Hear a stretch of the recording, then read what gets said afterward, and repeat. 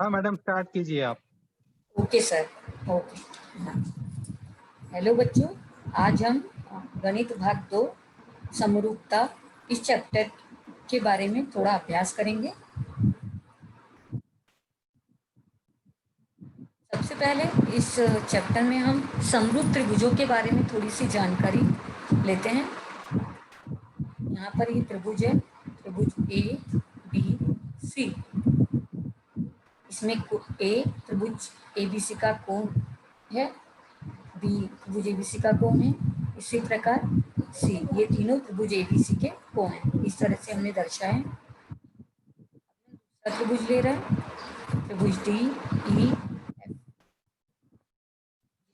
इसमें कोण डी, कोण ई और कोण एफ, ये त्रिभुज डी ई एफ के कोण दिए गए हैं। हमें यहाँ पर समरूप त्रिभुजों के बारे में थोड़ी सी जानकारी लेनी है। सबसे पहले हम लिखेंगे त्रिभुज ए बी सी और त्रिभुज डी ई एफ में ये दोनों त्रिभुज समरूप कब होंगे?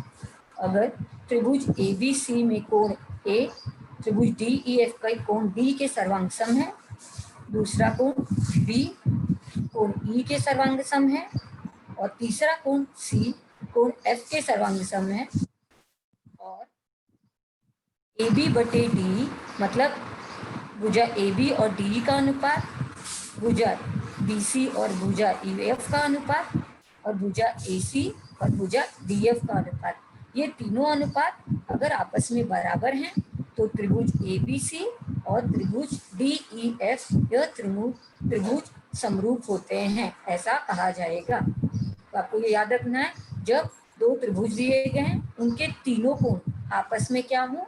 सर्वांग सम हो और उनकी तीनों भुजाओं का अनुपात आपस में बराबर हो, तो वो त्रिभुज क्या कहलाते हैं?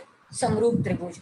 इसके पहले आपने सर्वांगसम त्रिभुजों के बारे में भी पढ़ा रहेगा, उसमें सिर्फ ये, इसमें और समरूप त्रिभुजों में यही डिफरेंस है कि सर्वांगसम त्रिभुज जब सिद्ध करना है तो आपको क्या करना पड़ता है? तीनों कोण और तीनों भुजाएं आपस में क्या होती हैं? बराबर होती हैं। जबकि समरूप त्रिभुज है तो उसमें तीन कोण तो आपस में सर्वांगसम होते हैं, बट जो भुजाएं हैं उनका अनुपात आपस में बराबर होता है। जब ये तीनों चीजें आपको मिल जाएंगी, तीनों कोण सर्वांगसम मिल जाएंगे, तीनों भुजाएं समान अनुपात में रहेंगी, तो हम कहेंगे कि त्रिभुज ए बी सी और त्रिभुज डी ई एफ यह समरूप त्रिभुज है। जब हम इसे सिंबल के रूप में लिखेंगे तो अगर हम समरूप नहीं लिख रहे हैं तो हम पहले लिखेंगे त्रिभुज ए बी सी, ये समरूप का चिन्ह है, इस तरह से हम समरूप का चिन्ह बनाएंगे और इसके आगे लिखेंगे त्रिभुज डी ई एफ। इस तरह से त्रिभुज ए बी सी समरूप त्रिभुज डी ई एफ यह लिखा जाएगा। ठीक है बच्चों, तो आपको ये चीजें ध्यान में रखनी है। अब इसके आगे हम समरूप त्रिभुजों की कुछ कसौटियां हैं जिसके ऊपर थोड़ा सा ध्यान देंगे, जिसे आपको विशेष रूप से ध्यान रखना है। सबसे पहली कसौटी है को कसौटी। अभी कोई दो त्रिभुज आपस में समरूप हो जाएंगे तो इसके लिए ये कसौटी अगर आपको मिल पा रही है तो ये दो त्रिभुज इस कसौटी के अनुसार समरूप हो जाएंगे। ये कसौटी मतलब को का मतलब कोण, दूसरे को का मतलब कोण, कोण कोण कसौटी। अगर आपको दो त्रिभुज दिए गए, त्रिभुज कोई भी आप नाम ले सकते हैं, त्रिभुज दो त्रिभुज दिए गए जिसमें पहले त्रिभुज का एक कोण दूसरे त्रिभुज के एक कोण के बराबर है, मतलब सर्वांगसम है, तो एक कोण की जोड़ी सर्वांगसम हो गई। इसी तरह पहले त्रिभुज का दूसरा कोण या कोई भी एक और कोण दूसरे त्रिभुज के सर्वांगसम है, तो दोनों त्रिभुज के दोनों कोण आपस में सर्वांगसम हो गए, तो आपको दो कोण सर्वांगसम जोड़ी मिल गई। तो ये दोनों त्रिभुज आपस में को कसौटी के अनुसार समरूप हो जाएंगे। ये आपको चीज ध्यान में रखनी है। इसी तरह से हम दूसरी कसौटी देखेंगे। दूसरी कसौटी है भू को भू कसौटी। यहाँ पर भू का मतलब है भुजा, को का मतलब है कोण और भू का मतलब है वापस से भुजा, भुजा कोण भुजा कसौटी। इसी तरह से जैसा मैंने पहले आपको बताया कि अगर कोई दो त्रिभुज दिए गए उसमें पहले त्रिभुज की एक भुजा दूसरे त्रिभुज की एक भुजा के सर्वांगसम है, पहले त्रिभुज का एक कोण दूसरे त्रिभुज के एक कोण के सर्वांगसम है, पहले त्रिभुज का एक भुजा दूसरे त्रिभुज की एक भुजा के सर्वांगसम है, तो आपको क्या मिली? दो भुजा और एक कोण मिला, तो वो दोनों त्रिभुज भू को भू कसौटी के अनुसार समरूप होंगे। अभी हम तीसरी कसौटी देखेंगे। तीसरी कसौटी है भू भू भू कसौटी। अगर इसे भी अगर हम पूरी तरह से पढ़ना चाहें तो भू का मतलब भुजा, भू का मतलब भुजा, भू का मतलब भुजा, मतलब तीन भुजाओं की जोड़ी आपस में यहाँ पे आपको सर्वांगसम करनी रहेगी या सर्वांगसम मिल रही है तो ये कसौटी के अनुसार वो दोनों त्रिभुज समरूप हो जाएंगे। जैसे कि अगर कोई एक त्रिभुज, दो त्रिभुज आपस में दिए गए तो उसकी एक जोड़ी, भुजा की एक जोड़ी अगर सर्वांगसम है, दूसरी भुजा की जोड़ी सर्वांगसम है, तीसरी भुजा की जोड़ी सर्वांगसम है, या तीनों भुजाओं का अनुपात सर्वांगसम रहेगा तो वो अलग चला जाएगा। अगर तीनों भुजाओं का अनुपात डायरेक्ट आपको बराबर मिल रहा है तो भुजा भुजा भुजा कसौटी के अनुसार क्या हो जाएगा, समरूप हो जाएगा। तो इसमें आपको तीनों भुजाओं का अनुपात अगर आपस में बराबर मिल रहा है तो भुजा भुजा कसौटी के अनुसार से हम त्रिभुज को सर्वांगसम है, असमरूप है, इस तरह से लिखेंगे। चौथा दिया गया है को कसौटी। अभी यहाँ पे को का मतलब कोण, कोण कोण कसौटी से है। कोई दो त्रिभुज दिए गए हैं, अगर पहले त्रिभुज का एक कोण दूसरे त्रिभुज के एक कोण के सर्वांगसम है, पहले त्रिभुज का दूसरा कोण दूसरे त्रिभुज के दूसरे कोण के सर्वांगसम है, पहले त्रिभुज का तीसरा कोण तीसरे त्रिभुज के सर्वांगसम है। सर्वांगसम मतलब समान माप वाले हैं तीनों भी कोण, तो क्या हो जाएंगे वो दोनों त्रिभुज आपस में समरूप हो जाएंगे। बट कसौटी कौन सी लगेगी, कोण कोण कोण कसौटी। तो हम ये पूरा फॉर्म नहीं लिख के क्या करते हैं, को कसौटी इस तरह से लिखेंगे। तो हमने समरूप त्रिभुजों की चार कसौटियां देखी, को कसौटी, भू को भू कसौटी, भू भू भू कसौटी और को कसौटी। इसके अलावा भी एक दो कसौटियां हैं बट अभी आपके इस जो चैप्टर में है फिलहाल ये चारों कसौटियों का ज्यादा उपयोग किया गया है। और उसमें भी आप दे जब हम एक्सरसाइज अध्याय 1.3 सॉल्व करेंगे तो आप देखेंगे कि ज्यादातर को कसौटी का उपयोग किया गया है सवालों को हल करते वक्त। तो चलिए हम स्वाध्याय के कुछ प्रश्नों का हल करते हैं। स्वाध्याय 1.3 का पहला प्रश्न है। पहले हम प्रश्न को अच्छी तरह से पढ़कर समझ कर लेते हैं, तो उसके लिए हमें आकृति की जरूरत है। तो हम आकृति देखते हैं। क्या आकृति में त्रिभुज एबीसी है, ये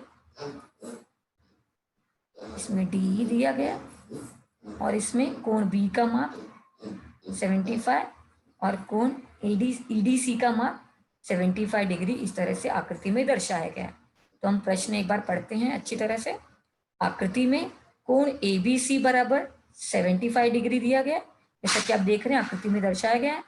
इसी तरह से कोण ईडीसी बराबर 75 डिग्री दिया गया, ये भी आपको यहाँ पे आकृति के द्वारा दिखाई दे रहा है।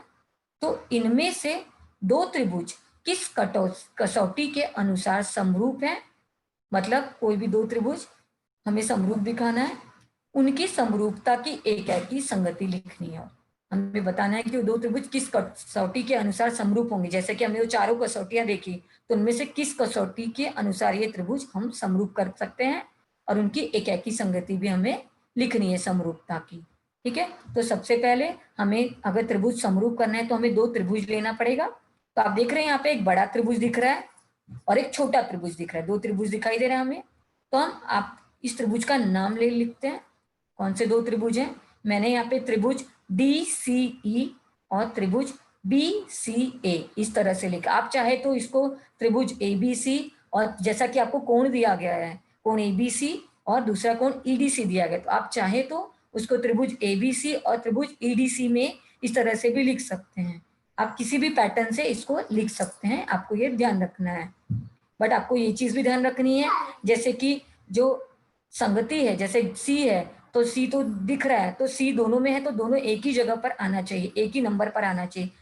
तो ये चीज ध्यान में रख के आपको त्रिभुज का नाम लिखना है। आप छोटी कक्षा में तो हम किसी भी तरह से त्रिभुज का नाम लिखते थे तो कोई फर्क नहीं पड़ता था, कोई अंतर नहीं आता था। बट जब समरूप करना है हमें त्रिभुज तो हमें वो जो एक पैटर्न है वो पैटर्न फॉलो करके ही त्रिभुज का नाम लिखना है। तो आप ये चीज ध्यान में रखेंगे, अदरवाइज आपका जो सवाल है वो थोड़ा सा गलत चला जाएगा। ठीक है, चलिए हम इसे सॉल्व करते हैं। त्रिभुज DC और त्रिभुज BCA में अभी हमें इसमें देखना है इसमें क्या चीजें हमें समान दिखाई दे रही हैं। हम आकृति का निरीक्षण करेंगे तो आप देखेंगे कि जो आपको कुछ चीजें दी गई हैं सवाल के अंदर। क्या दिया गया आपको, कोण ABC बराबर 75 और कोण ईडीसी बराबर 75। आप जब देखेंगे तो जो कोण एबीसी है वो बड़े त्रिभुज का कोण है और जो कोण ईडीसी है वो छोटे त्रिभुज का कोण है, पर दोनों के माप क्या है, समान है और ये आपको दिया गया है। तो सबसे पहले हम ये चीज लिखेंगे। तो कौन से कोण के ऊपर आप देखेंगे मार्क किया गया 75 डिग्री है, तो वो लेटर आपको बीच में लाना है। तो हम लिखेंगे कोण सी डी ई सर्वांग सम है कोण सी बी ए, इस तरह से लिखेंगे। और आप लिखेंगे प्रत्येक का माप कितना है 75 डिग्री। आप चाहे तो यहाँ पे दत्त भी लिख सकते हैं क्योंकि आपको ये सवाल में ऑलरेडी दिया गया है। ठीक है, आगे बढ़ते हैं। अभी आपको एक कोण की जोड़ी सर्वांगसम मिल गई है। अभी हम आगे बढ़ते हैं। और क्या हमें सर्वांगसम यहाँ पे दिखाई दे रहा है, और भी कुछ हो सकता है क्या? तो अगर आप जब त्रिभुज का नाम का निरीक्षण करेंगे तो आप देखेंगे जो सी है वो दोनों में भी आ रहा है, मतलब ये दोनों में कॉमन है, दोनों में सामान्य है ये कोण। तो हम क्या लिखेंगे अगला कि कोण डी सी ई सर्वांग सम है कोण बी सी ए। अभी ये दोनों में भी आ रहा है, इसका मतलब अगर मैथ्स में हम लिखेंगे तो लिखेंगे सामान्य कोण, मतलब ये दोनों में भी ये कोण सी कॉमन है, इस तरह से लिखेंगे। अभी आप देखेंगे आपको कोणों की दो जोड़ियां क्या हो गई, सर्वांगसम मिल गई। जैसा कि मैंने आपको बोला है कि अगर दो कोण की जोड़ी सर्वांगसम होगी तो यहाँ पे कौन सी कसौटी बनेगी, दो कोण की जोड़ी सर्वांगसम है तो आपको कोण कोण कसौटी, मतलब को कसौटी ये आपको मिलेगी। और इसके द्वारा इसके अनुसार आपका त्रिभुज डी सी ई और त्रिभुज बी सी ए ये क्या हो जाएगा, समरूप हो जाएगा। तो हम यहाँ पे लिखेंगे इसलिए त्रिभुज डी सी ई समरूप त्रिभुज बी सी ए। और आगे आप लिखेंगे समरूपता की को कसौटी से। इस कसौटी से हमने इसको समरूप किया, वो लिखना जरूरी क्योंकि सवाल में आपको पूछा है कि दो त्रिभुज किस कसौटी के अनुसार स्वरूप है, समरूप है। तो हम यहाँ पर लिखेंगे समरूपता की को कसौटी के अनुसार त्रिभुज समरूप है। आगे आपको सवाल में पूछा गया है उनकी समरूपता की एकैकी संगति लिखो।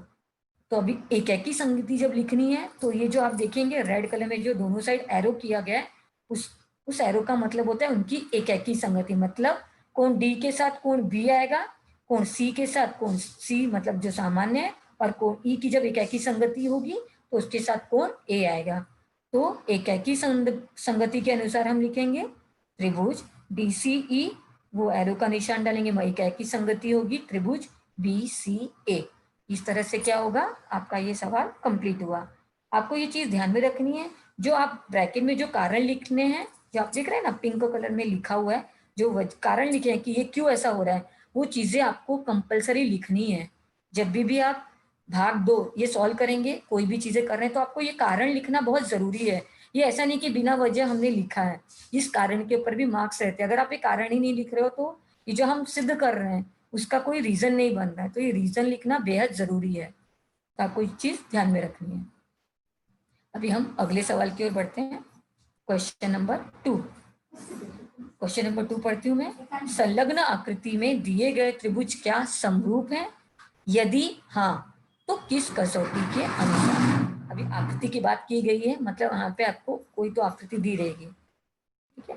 तो हम ये आकृति देखते हैं। यहाँ पे दी गई आकृति त्रिभुज पी क्यू आर की, उसमें आपको उसकी कुछ भुजाओं की लंबाइयां भी दी गई हैं। जैसे पी क्यू की लंबाई दी गई 6, क्यू आर की 8 और पी आर की 10, इस तरह से दी गई है। अभी समरूप करना है तो ऑब्वियस है कि दो त्रिभुज दिए गए रहेंगे, तो दूसरा त्रिभुज दिया गया है त्रिभुज एल एम एन, इस तरह से। इसमें भी भुजाओं की लंबाइयां दी गई हैं। भुजा एल एम की लंबाई दी गई है 3, भुजा एम एन की लंबाई दी गई है 4 और भुजा एल एन की लंबाई दी गई है 5। अभी आपको यहाँ पे क्या करना है, आकृति में दिए गए त्रिभुज क्या समरूप है, मतलब हमें ये पूछ रहा है क्या ये समरूप है, मतलब हमें देखना है, चेक करना है। यहाँ पे हमें पता नहीं है कि ये त्रिभुज समरूप है या नहीं है। तो अगर ये समरूप होते हैं तो किस कसौटी के अनुसार होते हैं, ये हमें दर्शाना है सवाल के द्वारा। तो सबसे पहले जैसा कि मैंने आपको बोला, अगर कोई दो त्रिभुज आपस में समरूप हैं तो उनके सारे कोण क्या होंगे, आपस में सर्वांगसम होंगे। बट यहाँ पे तो आप देखेंगे यहाँ पे कोण के बारे में तो कुछ जानकारी हमें दी नहीं गई है। हमें क्या दिया गया है, हमें भुजाओं की लंबाइयां दी गई हैं। दोनों भी त्रिभुजों में आपको भुजाओं की लंबाइयां दी गई हैं। तो इसका मतलब हमें क्या है, हमें जो सेकेंड चीज है भुजाओं के अनुपात के ऊपर गौर करना है। अगर कोई दो त्रिभुज आपस में समरूप होते हैं तो उनकी जो भुजाओं का अनुपात होता है क्या वो बराबर होता है। बट यहाँ पे हमें समरूप नहीं दिया गया है, तो हमें भुजाओं का अनुपात बराबर है या नहीं है ये हमें पता नहीं है। तो हमें क्या करना है, हमें एक एक भुजाओं का अनुपात पहले निकालना है। तो सबसे पहले हम पहली भुजा का अनुपात निकालते हैं। पहले हम लिखेंगे त्रिभुज पी क्यू आर और त्रिभुज एल एम एन में, ये जो त्रिभुज हमें दिए गए हैं। तो पहली भुजा का अनुपात मतलब क्या, पी क्यू। आप जब एक ही संगति लगाओगे तो पी क्यू के साथ कौन सी भुजा देखो आएगी, एल एम आएगी। इन दोनों का अनुपात निकालना है, मतलब दोनों को क्या करना है, बटे में लिखना है। तो हम लिखेंगे पी क्यू बटे एल एम, पी क्यू बटे एल एम लिखा। अभी हमें इसमें इसके मान प्रतिस्थापित करने, जैसा कि हमें इसके मान सवाल में आकृति में दर्शाए गए हैं। तो हम लिखेंगे पी क्यू का मान दिया गया 6, तो पी क्यू की जगह 6 लिखेंगे। एल एम का मान दिया गया 3, तो वहां पर 3 लिखेंगे। अभी 6 बटे 3, अभी ये क्या देखिए 3 और 6 में आप कट होते हैं क्या सेम नंबर से, 3 से दोनों में भी भाग जाएगा, 3 एक कम 3, 3 दूनी 6, तो आपको क्या आ जाएगा बराबर 2 बटे 1। आप इसे क्या लिखेंगे, कथन 1, इस तरह से हम डालेंगे। हमें ये समरूप नहीं है, पहले से समरूप नहीं दिया गया, तो आपको याद रखना है तीनों भुजाओं को एक साथ इक्वल करके नहीं लिखना है, आपको 1 बाय 1 स्टेप बाय स्टेप तीनों भुजाओं का अलग अलग अनुपात निकालना है।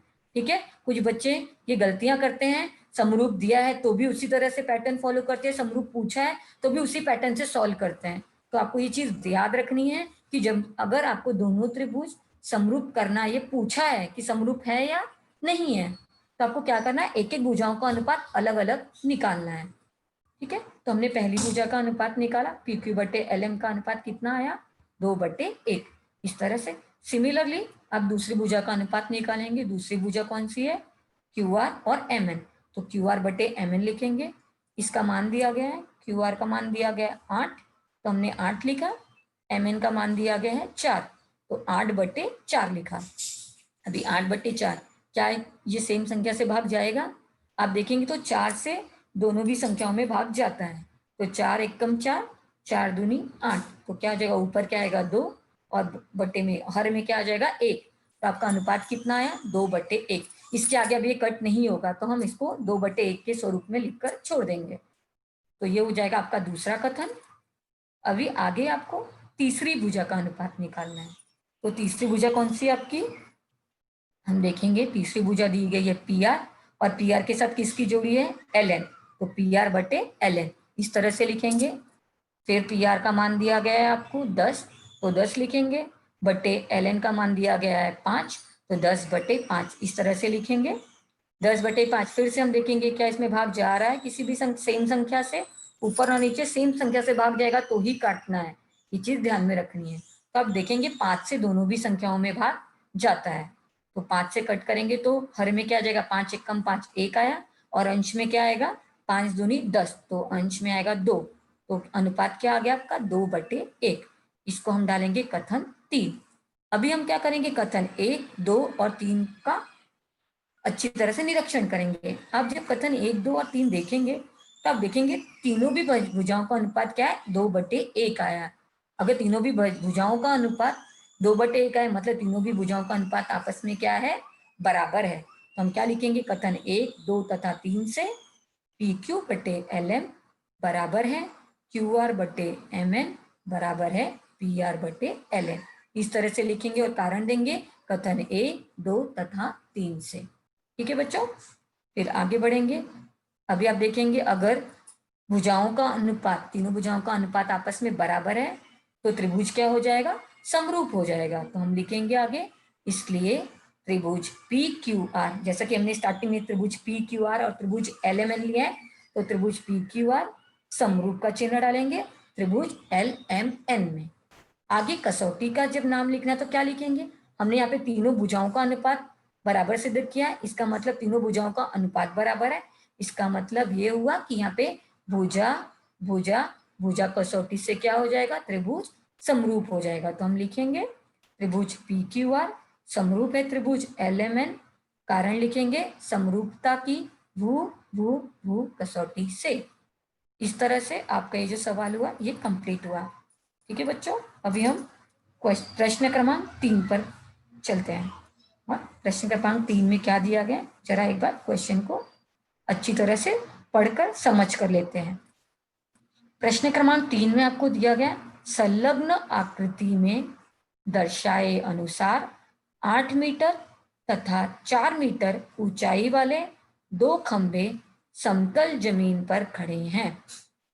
सूर्य के प्रकाश से छोटे खंभे की परछाई 6 मीटर होती है, तो उसी समय बड़े खंभे की परछाई की लंबाई कितनी होगी, ये हमें ज्ञात करनी है। तो सबसे पहले आकृति हमें जो दी गई है हम वो देखते हैं। यहाँ पर दिया गया है त्रिभुज PQR, ठीक है, जो कि संपूर्ण त्रिभुज है। उसके बाद में दूसरी आकृति दी गई त्रिभुज की, त्रिभुज ABC, जो भी क्या है, समकोण त्रिभुज है। ठीक है बच्चों, अभी आपको क्या दिया है, संलग्न आकृति में दर्शाए अनुसार, ये जो मान है ये आपको पहले जब भी ऐसे सवाल आपको दिए गए रहेंगे तो इसमें सबसे पहले आपको खुद को इसमें मानना है कि मैं खंभा किसको मानी हूँ, उसकी ऊंचाई किसको मानी हूँ, खंभे की परछाई क्या है। तो ये कुछ सेंटेंसेस है जो स्टार्टिंग में आपको सवाल सॉल्व करने के पहले आपको लिखना बेहद जरूरी है। तो सबसे पहले हम हल स्टार्ट करेंगे। तो हम यहाँ पे लिखेंगे PR, जैसे पहली आकृति दी गई त्रिभुज PQR और दूसरी आकृति दी गई है त्रिभुज ABC के। तो खंभा है तो क्या होगा, वो स्टैंडिंग में होगा, ऊर्ध्वाधर में होगा। तो हमने क्या माना, पहले त्रिभुज में बड़ा वाला खंभा क्या है, PR, जो बड़ी आकृति है उसका खंभा ऑब्वियसली बड़ा हो जाएगा। तो बड़ी आकृति यहाँ पे ABC दिख रही है, तो समझ लेते हैं कि जो बड़ा वाला खंभा है क्या आपका AC है और छोटा वाला खंभा क्या है, PR है। तो हम PR और AC ये 2 खंभे हैं, इसको माना, जिनकी परछाई क्रमशः QR और BC। आपको पता है जब भी कोई स्टैंडिंग में रहेगा तो उसकी परछाई नीचे ही बनती है। तो ऑब्वियसली खंभा है तो उसकी परछाई नीचे की ओर बनेगी। तो नीचे की जो भुजा है पहले त्रिभुज में आप देखोगे तो कौन सी है, QR, तो वो क्या हो जाएगी, उस खंभे की परछाई है। और जो दूसरा खंभा है AC, उसकी परछाई क्या हो जाएगी, BC। और एक चीज है कि जो दोनों की परछाई है वो एक ही समय बनती है। ठीक है, तो एक ही समय बनती है। तो ये त्रिभुज क्या हो जाएंगे, जो त्रिभुज PRQ है और त्रिभुज ACB है, ये आपस में समरूप हो जाएंगे। जैसा कि जो समकोण त्रिभुज होते हैं, समकोण त्रिभुज की समरूपता से क्या हो जाएगा, ये दोनों त्रिभुज आपस में समरूप हो जाएंगे। तो हम लिखेंगे त्रिभुज PRQ समरूप है त्रिभुज ACB के। ये ऑलरेडी आप चाहे तो इसको दत्त लिख सकते हैं, या आप चाहे तो यहाँ पे लिखेंगे समकोण त्रिभुज की समरूपता से। इस तरह से आप कारण यहाँ पर दे सकते हैं। अभी आगे हम जाएंगे तो जैसा कि आप देखेंगे कि आपको यहाँ पे भुजाओं की लंबाइयां कुछ दी गई हैं। खंबे की लंबाई आपको दी गई है, 2 खंबा है, बड़ा वाला खंबा AC है तो AC की लंबाई तो बड़ी होगी, तो वो 8 सेमी है। छोटे खंबे की लंबाई PR है, मतलब वो 4 सेमी दी गई, तो वहां पे हम आकृति में 4 दर्शाएंगे। उसके बाद छोटे खंबे की परछाई 6 मीटर होती है, तो छोटा खंबा कौन सा है, PR है, तो और उसकी परछाई क्या, QR। तो QR की लंबाई आपको दी गई है 6 मीटर, तो हम 6 मीटर लिखेंगे। और बड़े खंबे की लंबाई, खंबे की परछाई की लंबाई आपको क्या करनी है, यहाँ पे ज्ञात करनी है। मतलब जो बड़े खंबे की परछाई है वो BC है, उसकी लंबाई मुझे नहीं पता है, मुझे वो ज्ञात करनी है। मुझे नहीं पता है तो मैंने उसको क्या कर लिया, वहां पे मैंने X लिख लिया। आप चाहे तो उसको BC भी लिखेंगे तो भी कोई प्रॉब्लम नहीं है, BC को BC भी रहने दिया तो कोई इश्यू नहीं है। मैंने बट यहाँ पे उसको X मान लिया है। ठीक है, अभी मुझे क्या करना है, त्रिभुज समरूप दिए गए, तो जैसा कि आपको पता है अगर कोई 2 त्रिभुज आपस में समरूप है, इसका मतलब क्या है, उसकी भुजाओं के अनुपात आपस में क्या होते हैं, बराबर होते हैं। तो हम भुजाओं का अनुपात लिखेंगे। आप तीनों भी भुजाओं का अनुपात लिख सकते हैं। जैसे पहला भुजा है PR बटे AC बराबर होगा QR बटे BC बराबर होगा PQ बटे AB। आप यहाँ पे देखेंगे तो मैंने तीसरी जो भुजा है उसका अनुपात नहीं लिखा है, क्योंकि अगर आप चाहे तो लिख सकते हैं, बट हमें ज्ञात क्या करना है, 2 ही भुजाओं की लंबाइयों से मतलब है, मतलब PR और QR, ये अनुपात से ही हमें मतलब है, तो मैंने 2 अनुपातों को ही मेंशन किया है। आप चाहे तो तीनों अनुपातों को लिख सकते हैं और अगले स्टेप में जो अनुपात के हिसाब से हमें मान दिए गए और जो हमें ज्ञात करना है वो अनुपात को मानकर हम सवाल को आगे हल करेंगे। ठीक है बच्चों, ठीक है, चलिए आगे बढ़ते हैं। तो मैंने लिखा है PR बटे AC बराबर है QR बटे BC। अभी आप यहाँ पे देखेंगे तो PR का मान आपको पता है, PR का मान क्या है 4, और AC का मान क्या है 8। उसके आगे QR का मान है 6 और BC का मान हमने X माना हुआ है जिसे हमें ज्ञात करना है। तो हम क्या करेंगे, अगले स्टेप में इनके मान हम प्रतिस्थापित करेंगे। तो PR की जगह 4 लिखा तो क्या हो जाएगा 4 और AC का मान 8 है तो 4/8, फिर बराबर QR का मान दिया गया है 6 तो 6, X BC को हमने X माना हुआ है तो हम लिखेंगे 6/X। मिला हमें 4/8 बराबर 6/X। अभी आप देखेंगे तो हम इससे क्या करेंगे, तिर्यक गुणा करेंगे। इसका तिर्यक गुणा करेंगे तो क्या हो जाएगा 4 × X बराबर का चिन्ह बराबर 8 × 6, इस तरह से गुणा किया। अभी हमें यहाँ पे क्या ज्ञात करना है, X का मान ज्ञात करना है। तो हम X को क्या करेंगे, एक बाजू में रखेंगे और बाकी सारे नंबर उसको एक बाजू में लेके आएंगे। तो इसका मतलब हमें यहाँ पे किसका पक्षांतर करना होगा, 4 का पक्षांतर करना होगा। भी अगर हम 4 का पक्षांतर करते हैं तो 4 का यहाँ पे X के साथ क्या हुआ है, गुणा हुआ है। 4 का गुणा हुआ है तो पक्षांतर करने पे क्या हो जाएगा, भाग हो जाएगा। तो क्या हो जाएगा, इसलिए X बराबर 8 × 6/4। अभी आप देखेंगे यहाँ पे कोई कुछ नंबर कट होते हैं क्या, बटे में 4 दिया गया है तो 4 से 8 या 6 कुछ कट होता है क्या, अगर कट होता है तो हम इसको थोड़ा सा छोटा करके लेंगे। या तो आप चाहे तो 8 × 48/4, 48/4 लिखकर इसको क्या करेंगे, आगे कंटिन्यू कर सकते हैं। तो हम देखेंगे अगर 4 से कट किया तो 8 कट हो जाएगा तो क्या हो जाएगा 4 × 1 = 4, 4 दूनी 8, तो ऊपर 2 × 6 बचेगा। 2 × 6 जब हम गुणा करेंगे तो क्या हो जाएगा 2 × 6 = 12। तो X का मान कितना आ गया 12 सेमी। X का मान 12 है, मतलब हमने X किसको माना हुआ है, BC को, तो इसलिए BC बराबर कितना आ जाएगा 12। अभी ये जो BC है वो क्या है, बड़े खंबे की परछाई है। तो हम जब भी ऐसे सवाल रहते हैं तो आपको ये फाइनल आंसर लिखना बेहद जरूरी है, क्योंकि इस फाइनल आंसर पे भी, फाइनल स्टेटमेंट पे भी क्या होते हैं, बोर्ड के एग्जाम में मार्क्स निर्धारित किए गए। तो हम लिखेंगे इसलिए बड़े खंबे की परछाई 12 मीटर लंबी है। इस तरह से हम बड़े खंबे की परछाई का मान ज्ञात करेंगे जो कि क्या है 12 मीटर। अभी हम चौथे सवाल की ओर बढ़ते हैं। चौथा सवाल दिया गया है, चौथे सवाल को एक बार जरा समझ कर लेते हैं।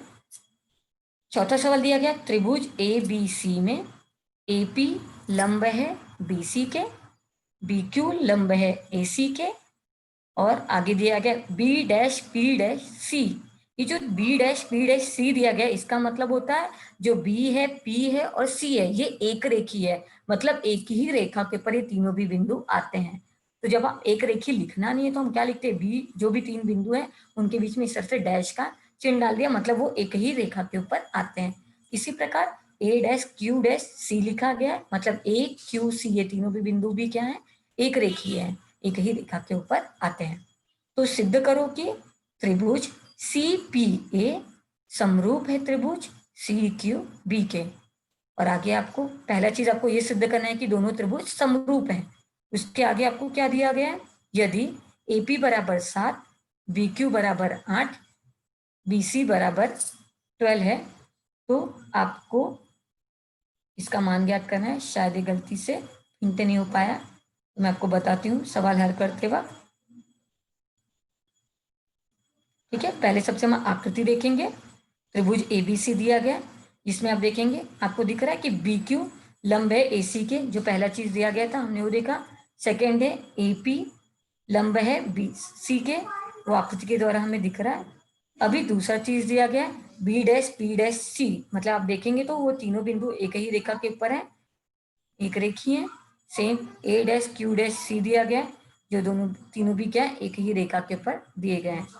तो सब, और हमें सिद्ध क्या करना है कि त्रिभुज CPA समरूप है त्रिभुज CQP के। ठीक है बच्चों, अभी हमें इसे समरूप सिद्ध करना है। तो जैसे समरूप सिद्ध करना है तो सबसे पहले हमें देखना पड़ेगा इसमें क्या कुछ कोण सारांश मिल रहे हैं या क्या हमें कुछ मिल रहा है क्या। तो सबसे पहले हम नोट करेंगे, आप देखेंगे कि ये जो 90 अंश का कोण बना हुआ है, ठीक है, ये दोनों पे किस पे बना हुआ है, P पे बना हुआ है और Q पे बना हुआ है। ठीक है, मतलब कहने का ये जो कोण P है और कोण Q है जिसके ऊपर ये 90 अंश का कोण बना है, ये दोनों भी आपस में क्या हो जाएंगे, सर्वांग सम हो जाएंगे। तो हम इसका नाम लिखेंगे ये क्या हो जाएगा, कोण सी पी ए सर्वांग सम है कोण सी क्यू बी के प्रत्येक 90 अंश के कोण। इस तरह से लिखेंगे हम, प्रत्येक 90 अंश के कोण भी लिख सकते हैं या प्रत्येक समकोण भी लिख सकते हैं। तो पहला कोण का जोड़ी हमें सर्वांग सम मिल गया। आगे हम जाएंगे, अभी आप आगे देखेंगे कि जो कोण सी है, अभी अगर नाम देख रहे हैं तो C P A C Q B, ये त्रिभुज का जो नाम दिया गया, तो आप देखेंगे कि जो कोण सी है दोनों त्रिभुजों के अंदर कोण सी आ रहा है और समान जगह पे आ रहा है, पहले पोजीशन पे आ रहा है। तो हम क्या करेंगे, कोण सी कहने का मतलब क्या है, आपस में सर्वांग सम है। तो हम क्या करेंगे, जब भी कोण जो मेन कोण है आपका सी दोनों में है तो उसको हम बीच में लिखेंगे। तो क्या हो जाएगा, कोण ए सी पी सर्वांग सम है कोण बी सी क्यू के। ये दोनों में भी कोण है, इसका मतलब ये कैसा हुआ, सामान्य कोण है। तो हम रीजन लिखेंगे कोण ए सी पी सर्वांग सम है कोण बी सी क्यू के, और रीजन लिखेंगे सामान्य कोण। अभी आप यहाँ पे निरीक्षण करेंगे तो हमें दो चीजें सर्वांग सम मिल गई, एक तो पहला कोण और दूसरा भी हमें क्या मिला है, कोण ही मिला है। तो क्या हो जाएगा, यहाँ पे कौन सी कसौटी लगेगी अगर समरूप होता है त्रिभुज, तो कोण कोण कसौटी। तो हम आगे लिखेंगे त्रिभुज सी पी ए समरूप है त्रिभुज सी क्यू बी के। यहाँ पे कौन सी कसौटी लगी आपकी, समरूपता की को कसौटी से। ठीक है, अभी हमें कुछ भुजाओं के मान दिए गए हैं, एपी बराबर 7, बी क्यू बराबर 8 और बी सी बराबर 12। तो सबसे पहले अगर समरूप हो गया त्रिभुज तो हमें क्या मिलता है, उनके अनुपात क्या होते हैं, बराबर मिलते हैं। ठीक है बच्चों, अभी यहाँ पे हमें तीन भुजाओं के नाम मान दिए गए, A P B Q B C. ठीक है, तो हम क्या करेंगे, बीसी के साथ कौन सा बन रहा है, एसी बन रहा है, मतलब हमें यहाँ पे एसी का मान एक्चुअली ज्ञात करना है। बाय मिस्टेक वो एसी प्रिंट नहीं हुआ है सवाल में। ठीक है, हमें यहाँ पे एसी का मान ज्ञात करना है, तो हम लिखेंगे एपी बटे बी क्यू बराबर है एसी बटे बी सी। ये समरूप त्रिभुजों की संगत भुजाओं का अनुपात है। अगर त्रिभुज समरूप हो गया तो उसकी सभी भुजाएं क्या होती हैं, समान अनुपात में आ जाती हैं। मैंने तीसरी जोड़ी नहीं लिखा, जैसा कि मैंने आपको पिछले सवाल में बोला, आप चाहे तो लिख सकते हैं और अगले स्टेप में जो हमें ज्ञात करना है और हमें जो भुजाओं का अनुपात दिया गया है उस भुजाओं के द्वारा हम वापस से कंटिन्यू कर सकते हैं। ठीक है, तो हम मान प्रतिस्थापित करते हैं। एपी का मान दिया हुआ है 7, तो एपी की जगह हम क्या लिखेंगे 7। उसके बाद हमें पी क्यू का मान दिया, बी क्यू का मान दिया गया है 8, तो क्या हो जाएगा 7/8 बराबर, एसी का मान हमें नहीं दिया गया, एसी का मान हमें ज्ञात करना है। ठीक है बच्चों, तो अगर आपको एसी का मान ज्ञात करना है तो आप क्या करेंगे, यहाँ पे लिखेंगे एसी, एसी को एसी रहने दीजिए, बटे बीसी है तो बीसी का मान हमें दिया हुआ है 12, को लिखेंगे एसी बटे 12। अभी सेम तरीके से जैसे पिछले सवाल में हमने क्या किया, तिरक गुणा किया, तो क्या हो जाएगा 7 एसी गुणे 8 बराबर 7 गुणे 12, या आप 7 गुणे 12 बराबर एसी गुणे 8, इस प्रकार भी हम क्या कर सकते हैं, लिख सकते हैं। अभी हमें यहाँ पे एसी का मान ज्ञात करना है, तो हम क्या करेंगे, यहाँ पे एसी को एसी की जगह पर रहने देंगे और किस नंबर का पक्षांतर करेंगे, 8 का पक्षांतर करते हैं। अगर आप 8 का पक्षांतर करते हो तो 8 का एसी के साथ क्या हुआ है, यहाँ पर गुणा हुआ है, तो जब पक्षांतर करेंगे तो क्या हो जाएगा, वो बटे में जाएगा। ठीक है, तो क्या हो जाएगा अगले स्टेप में, एसी बराबर 7 गुणे 12 बटे 8। अभी हम देखेंगे यहाँ पे कुछ कट होता है क्या, कट होता है तो हम क्या करेंगे, उसे कट करके लेंगे। तो अगर आप कट करते हो तो 8 और 12 दोनों भी क्या होगा, 4 से भाग जाता है उसमें। ठीक है, तो 4 दूनी 8, तो नीचे आ गया 2 और ऊपर कट किया 4 तियां 12, तो ऊपर क्या है 7 तो ऑलरेडी है और कट करने के बाद वहां पे 12 की जगह क्या हो जाएगा, 3 हो जाएगा। तो क्या हो जाएगा 7 गुणे 3, जब 7 और 3 का गुणा करेंगे तो क्या हो जाएगा 7 तियां 21, 21 बटे 2। हम लिखेंगे एसी बराबर 21 बटे 2। और अब हम क्या करेंगे, 2 से भाग देते हैं 21 में, तो क्या हो जाएगा, 2 से भाग देंगे तो क्या हो जाएगा 10.5, मतलब एसी का मान हमें कितना आ जाएगा 10.5। इस तरह से हमारा ये जो सवाल है, हमने क्या किया, त्रिभुज को समरूप किया, पहले कौन सी कसौटी से, क्या वो लिखा, कोको कसौटी से। समरूप होने के बाद त्रिभुज हमने एसी का मान याद करके लिया, जो कि एसी का मान क्या है आपको 10.5, आंसर ये आपका आया है। ठीक है बच्चों, आगे बढ़ते हैं 5वें सवाल की ओर। 5वें सवाल में आपको दिया गया है संलग्न आकृति में, जब अगर आकृति की बात की जा रही है तो सबसे पहले हम क्या करते हैं, आकृति बना लेते हैं। चतुर्भुज पी क्यू आर एस समलंब चतुर्भुज है। तो हम यहाँ पे P Q R S naming करते हैं, ठीक है। जिसमें जैसा कि आपको पता है समलंब चतुर्भुज है तो उसके भुजाओं की समांतर भुजाओं की एक भुजा समूह भुजाओं की जो एक जोड़ी होती है वो समांतर होती है। तो यहाँ पे एक जोड़ी उसकी समांतर दी गई है, भुजा पी क्यू समांतर है भुजा एस आर के। उसके बाद ये दोनों हैं जो एक दूसरे को कहाँ पे प्रतिच्छेदित कर रहे हैं, ए पर प्रतिच्छेदित कर रहे हैं, ठीक है बच्चों। यहाँ पे और क्या दिया गया है, ए आर बराबर 5 AP, ए एस बराबर 5 AQ। तो सिद्ध करो कि एस आर बराबर 5 PQ होगा, ठीक है बच्चों। सबसे पहले हमें जो दिया गया है हम वहीं से स्टार्ट करते हैं। सबसे पहले हम क्या करेंगे, हम लिखेंगे उपपत्ति, क्योंकि यहाँ पे आपको सिद्ध करना है। आपको क्या दिया गया स्टार्टिंग में कि चतुर्भुज पी क्यू आर एक पी क्यू आर एस एक समलंब चतुर्भुज जिसमें भुजा पी क्यू समांतर है भुजा एस आर के, ये दिया गया है। तो इसके आगे हम दिया है लिख सकते हैं या तो दत्त, इस तरह से ये शब्द यूज किया जाता है, ठीक है। उसके बाद अगर आप देखेंगे अगर ये दोनों भुजाएं समांतर हैं तो, और अगर क्यू एस इनकी तिर्यक रेखा, अगर हम मैंने क्यू एस को तिर्यक रेखा ले लिया, दो समांतर भुजाओं को अगर कोई तिर्यक रेखा प्रतिच्छेदित करती है तो उसके जो संगत कोण होते हैं वो श्रृंगसम होते हैं, जो एकांतर कोण होते हैं वो श्रृंगसम होते हैं। जैसा हमने ये पिछली कक्षाओं में पढ़ा हुआ है, 9वीं की कक्षा में पढ़ा हुआ है और 10वीं में भी हमने ये सब यूज किया हुआ है। 9वीं कक्षा में तो पूरी डीप में हमने इस कसौटियों के बारे में पढ़ा हुआ है, ठीक है। तो जो अगर कोई दो भुजाएं दो रेखाएं आपस में समांतर है और उनको कोई तिर्यक रेखा प्रतिच्छेदित करती है तो उनके एकांतर कोण क्या होते हैं, सर्वांगसम होते हैं।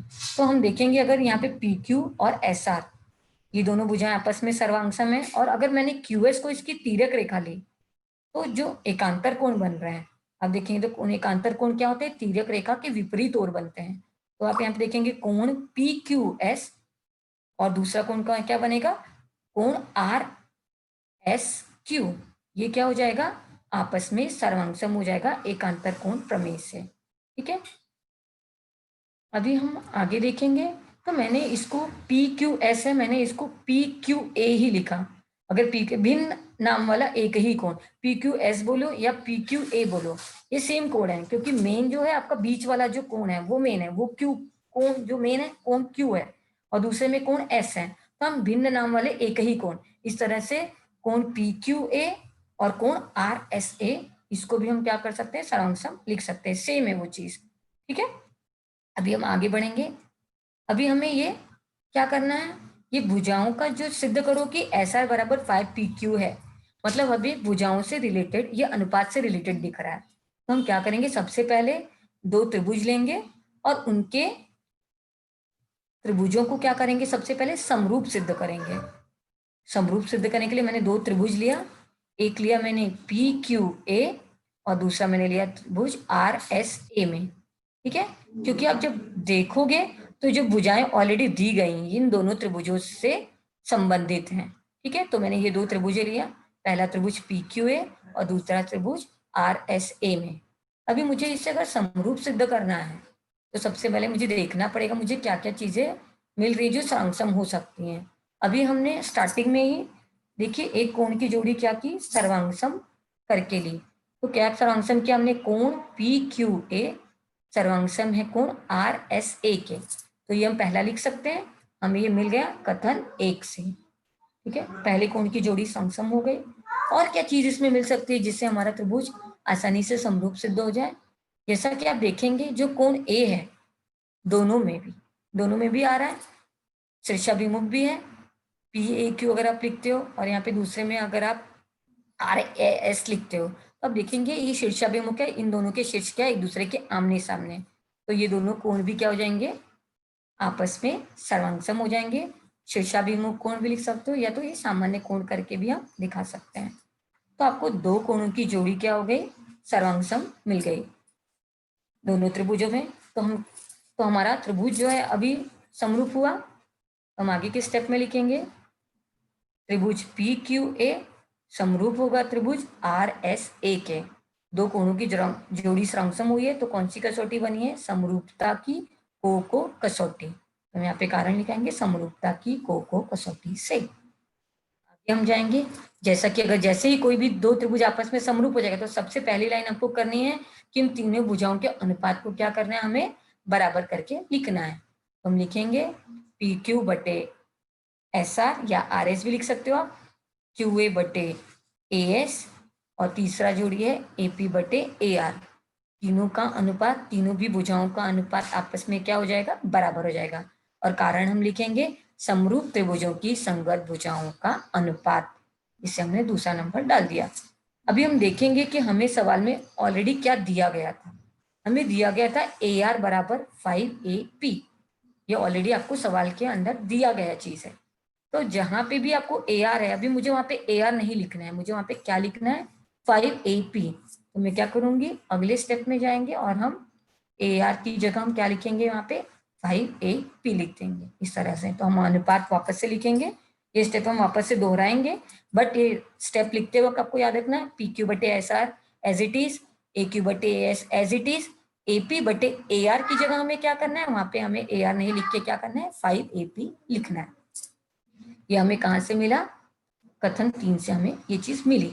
तो अभी जब आप AP बटे 5AP देखोगे तो दोनों में जो AP AP है वो दोनों क्या हो जाएंगे, कट हो जाएंगे। तो AP AP कट गया, तो अगले स्टेप में हमें क्या मिलेगा, PQ बटे SR बराबर है AQ बटे AS बराबर है 1/5, क्योंकि AP जा AP ऊपर का और नीचे का दोनों AP AP क्या हो गए, कट गए, तो 1/5 बचा।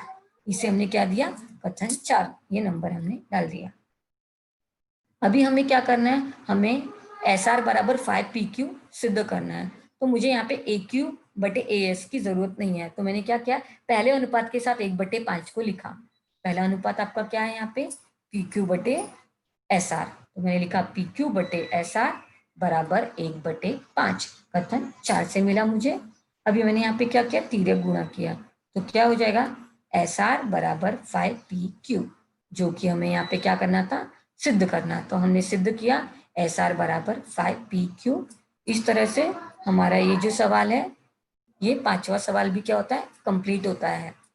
तो आपको सिर्फ ये चीजें ध्यान में रखनी है कि जब भी हम दो त्रिभुज समरूप अगर हो जाते हैं तो सबसे पहले उसकी किस कसौटी से समरूप है, कसौटी का नाम लिखना बेहद जरूरी है। तब वो कसौटी का नाम लिखिए, और जैसे ही वो समरूप हो गए तो उनके भुजाओं का अनुपात आपस में क्या हो जाता है, बराबर। तो ये स्टेप आप क्या करें, विशेष रूप से ध्यान में रखें, ताकि आपको सवाल करते वक्त कोई कंफ्यूजन नहीं आए। तो आज का लेक्चर आपका यहीं पे समाप्त होता है। Thank you so much. Hello sir, hello sir. हाँ बोलिए मैडम। हाँ सर, क्लास खत्म हुई मेरी। हाँ बच्चों, आपको कुछ क्वेश्चन पूछना है तो आप लोग पूछ सकते हो बच्चों। हाँ हिना, हिना पूछो बेटा।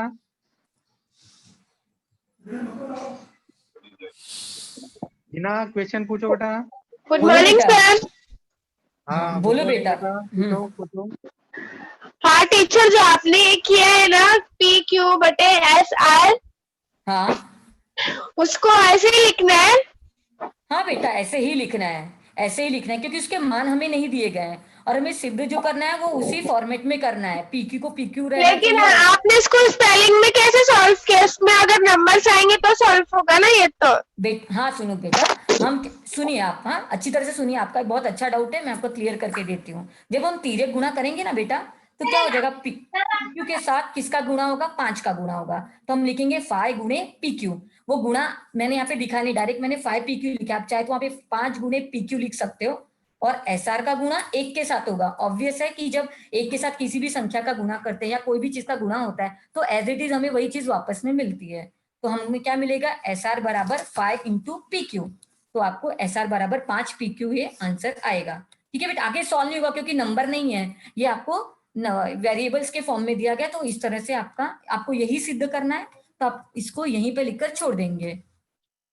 ठीक है, देखो आप जैसे कि तिर्यक गुणा करके मैं दिखा रही हूँ, मैंने तिर्यक गुणा किया, समझ में आया बेटा आपको। हेमा, शायद आपका नाम हेमा ही है ना बेटा, आपको समझा।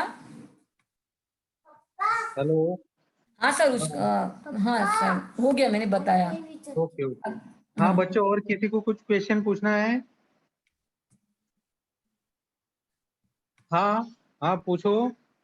कल्पना, कल्पना केवट पूछो। हाँ यस सर, मुझे पांचवा सवाल नहीं समझ में आया टीचर। पूरा समझाओ बेटा, आपको मैं पूरा समझाना नहीं, है। सिर्फ एक स्टेप एक स्टेप। कौन सा बेटा, कौन सा? यही जो अभी पांचवा कर रहे थे वही वाला। लास्ट पीछे वाला का नहीं स्टेप? टीचर, ये लास्ट जो वाला नहीं, सेकंड, सॉरी फर्स्ट वाला। फर्स्ट वाला कौन सा लाइन बोल रहे हो बेटा आप? आपकी स्क्रीन पे दिख रहा है ना आपको? आप बताइए मुझे कहाँ पे आपको नहीं समझा। टीचर वही पांचवा जो शुरुआत से आप कर रहे थे ना वही वाला। वो पूरा स्टार्टिंग ही नहीं समझा आपको? हाँ ओके ओके, हाँ मैं शॉर्ट में आपको समझा देती हूँ फिर, अगर आपको नहीं समझा है तो। ठीक है, ये आकृति आपको दी गई बेटा। हाँ, पहले सबसे हमें क्या करना है, दो त्रिभुजों को समरूप करके लेना है। तो हमने दो त्रिभुज कौन से लिए? त्रिभुज पी क्यू ए और त्रिभुज आर एस ए। ठीक है, जैसा कि मैंने आपको स्टार्टिंग में देखो दिखाया है कि दो जब भुजाएं समांतर है और उनको कोई तिर्यक रेखा प्रतिच्छेदित करती है तो उसके ऊपर बनने वाले जो एकांतर कोण होते हैं वो क्या होते हैं? सर्वांग सम होते हैं। तो आप यहाँ पे जब देखेंगे तो यहाँ पे एकांतर कोण कौन सा बन रहा है? कोण पी क्यू एस और कोण पी आर एस क्यू, ये एकांतर कोण की जोड़ी है। मैंने उसको, हमने त्रिभुज के हिसाब से उसको एडजस्ट किया है। तो कोण पी क्यू ए और कोण आर एस ए आपस में सरांगसम हो जाएगा। तो पहले कोण की जोड़ी इस तरह से हमें सरांगसम मिलती है। और आगे हम जाएंगे तो इसमें एक शीर्षाभिमुख कोण है। आप देखोगे ए है, दोनों भी त्रिभुजों में आमने सामने ये कोण आ रहा है। मैं आपको हाईलाइट करके दिखाती हूँ, एक मिनट ना बेटा कि मैं क्या बोल रही हूँ। जो ए है, यहाँ पे हम देखेंगे कि, एक मिनट, हाँ ये ए है, ये आमने सामने, जब आमने सामने वाले कोण होते हैं वो क्या होते हैं? शीर्षाभिमुख कोण होते हैं। तो जो शीर्षाभिमुख कोण होते हैं वो भी आपस में क्या होते हैं बच्चों? सरांगसम होते हैं। तो हमें ये कोण भी एक सरांगसम मिल जाएगा। तो हम लिखेंगे कोण पी ए क्यू सरांगसम है कोण आर ए एस। आपको दो चीजें, दो कोण सरांगसम मिल गई, इसका मतलब आपको क्या मिला यहाँ पे? कौन सी कसौटी से त्रिभुज समरूप हो गया आपका? समरूपता की कोको कसौटी से त्रिभुज समरूप हो गया। तो हम आगे क्या करेंगे? उनकी भुजाओं का अनुपात लिखेंगे। ठीक है बेटा, ये समझ में आ रहा है अभी जो बता रही हूँ आपको? ठीक हेलो है, हमने, मैम। हाँ हाँ बोलिए ना। हाँ अनिकेत पूछो। हाँ मैम हाँ बोलो ना बेटा, बोलिए ना मैम बच्चा, जैसा बोलिए। कि हाँ बोलिए ना। आपने लिखा है हाँ कि पी क्यू बटे एस आर बराबर 1/5 हाँ हाँ हाँ, एक सेकेंड ना बेटा, मैं वापस से ना। उस स्लाइड, हाँ बोलिए ना, हाँ बोलो। हाँ आप तो बोलिए, अभी आपको पूरा, हाँ बोलिए। तो उसको डायरेक्ट लिख सकते हैं ना, पी क्यू 5 PQ बराबर एस आर। हाँ बेटा लिख सकते हो। मैंने आपको अभी देखो, अगर आपको लाइन नहीं लिखोगे तो आपको सोचोगे टीचर ने डायरेक्ट ये स्टेप कहाँ से ला दिया। तो मैंने आपको मेंशन करके दिखाया है कि मुझे ए क्यू ए एस नहीं चाहिए, मैंने उसको हटाया और पी क्यू बटे एस आर बराबर 1/5 इस तरह से लिखा। और ये तिर्यक गुणा जब करोगे ना तो आपको एस आर बराबर 5 PQ इस तरह से मिलेगा। ठीक है बेटा, और कोई डाउट है क्या, या यही नहीं समझा, वापस से समझाऊं? No ma'am, no. हेलो, हाँ बोलिए। हाँ गुड पूछो मॉर्निंग निखिल। मैम। हाँ हाँ बोलिए ना। Good morning ma'am. हाँ हाँ बोलो ना। मैम मुझे गणित की परिभाषा नहीं आती, क्या आप बता गण सकती हैं? गणित की परिभाषा, हाँ देखिए मैम। बच्चा, जब हम गणित की बात करते हैं तो उसमें सबसे पहले क्या आते हैं? अंक आते हैं। जो अंक से रिलेटेड आ गया तो वहां पे गणित आ गया। आकृति आई तो गणित आ गया। कोई भी चीज है आकृति से रिलेटेड, नंबर से रिलेटेड, अल्फाबेट से रिलेटेड भी आया तो भी गणित है। हर विषय में गणित आपको कोरिलेट होता है। आप हिंदी पढ़ोगे तो भी उसमें गणित आता है, आप इतिहास पढ़ोगे तो भी उसमें गणित आता है। आप सैल्यूट करते हो ना, हम जब झंडे को सलामी देते हैं, सैल्यूट करते तो उसमें भी गणित आता है बेटा। मतलब आपको हर चीजों में, आपके डे टू डे लाइफ में हर चीजों में आपको गणित दिखाई देगा। तो मैं उसको परिभाषित नहीं कर सकती, आपके आजू बाजू में ही गणित है। आप स्कूल में जाते हो, ब्लैक बोर्ड आपका गणित है, दीवार घर में रहते हो, कुर्सी गणित है, चेयर देखते हो वो गणित है, उसमें गणित है, डिश देखते हो वो भी गणित है, थाली देखते हो वो भी गणित है आपका। सर्कुलर रहता है ना, आप गोलाकार रहता है तो वृत्त आ गया तो गणित आ गया। कॉइन जो पैसा लेते हैं हम, वो भी गणित है। मतलब हर चीजों में आप मुझे गणित को परिभाषित करने के लिए बोलोगे ना तो मुझे लेक्चर कम पड़ जाएगा। ये गणित है, ठीक है? हाँ तो हर चीज सचिन, में गणित है। हाँ बोलिए ना। सचिन पूछो बेटा। Good morning teacher. Good morning बेटा, गुड मॉर्निंग। टीचर टीचर ये है ना ट्रायंगल PQA और ट्रायंगल RSA में मतलब थोड़ा बच गया था स्टेप लिखना, थोड़ा ये दिखा दीजिए ना टीचर। अच्छा बेटा एक सेकंड ना, मैं करती हूँ ना वापस से। ये वैसे भी सर भेज देंगे आपको, अगर आपने नहीं लिखा है ना तो आपको शेयर कर लेंगे। देखिए लिख लीजिए, फिर भी आप इसका स्क्रीनशॉट निकाल लीजिए बच्चा, आप चाहिए तो मोबाइल में आपके, आपका टाइम भी बचेगा और बाकी बच्चों को अगर कोई डाउट है तो वो भी पूछ लेंगे। कोई डाउट है क्या बेटा आपको इसके नो अलावा? टीचर। ओके नहीं बच्चा, ओके बेटा, हाँ ओके। और किसी को कुछ क्वेश्चन पूछना है बच्चों? आपको किसी को भी कोई भी प्रकार का डाउट है तो आप पूछ सकते हो, ठीक है, आराम आप से। पूछ सकते हो, जो भी हाँ क्वेश्चन है मैडम हाँ आपको उसका आंसर बताएगी। हाँ सविता पूछो बेटा। टीचर मुझे सेकंड नहीं समझ में आया, सेकंड क्वेश्चन। सेकंड क्वेश्चन नहीं समझा? ओके ठीक है, मैं सेकंड क्वेश्चन की ओर जाती हूँ। एक सेकंड ना बच्चा, एक सेकंड ना, थोड़ा सा 2 सेकंड मुझे दो, मैं आपका क्वेश्चन नंबर 2 पे लाती हूँ ना, तो आपको अच्छी तरह से उसको एक्सप्लेन करती हूँ। एक सेकंड।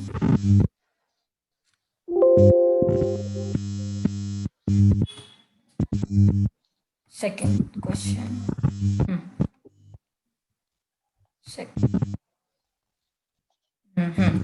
ठीक है। ये बेटा ये क्वेश्चन, ये जो अभी स्क्रीन पे शेयर किया है बेटा। हाँ टीचर। ओके, इसमें क्या डाउट है बच्चा आपको? टीचर ये क्वेश्चन नहीं समझा। ओके, ये क्वेश्चन ही नहीं समझा। ओके मैं बताती हूँ। हाँ देखिए, यहाँ पे आपको 2 त्रिभुज दिए गए PQR और दूसरा त्रिभुज दिया गया है LMN। इसमें आप देखोगे तीनों भी भुजाओं के कुछ ना कुछ मान दिए गए हैं, ठीक है।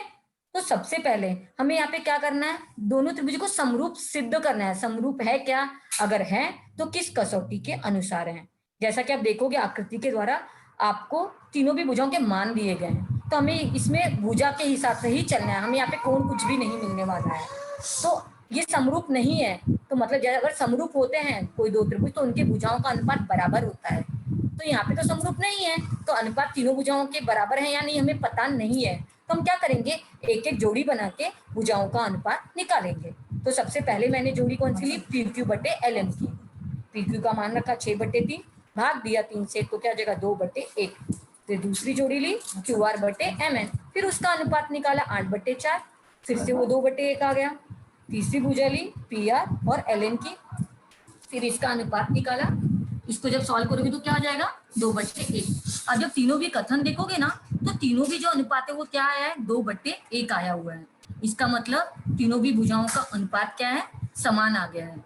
ऑब्वियस है, अगर तीनों भी भुजाओं का अनुपात ठीक है बराबर आ गया तो वो 2 त्रिभुज आपस में क्या हो जाएंगे, समरूप हो जाएंगे। और ये तीनों भी भुजाएं हैं तो कौन सी कसौटी बनेगी, यहाँ पे तो कोण का कोई भी जिक्र नहीं है, तो कौन सी कसौटी बन रही है, भुजा भुजा भुजा कसौटी से क्या हो जाएगा, त्रिभुज समरूप हो जाएगा। ठीक है बच्चा, सविता आपका डाउट क्लियर हुआ? और किसी को क्वेश्चन पूछना है बच्चों? शायद नहीं पूछना है मैडम।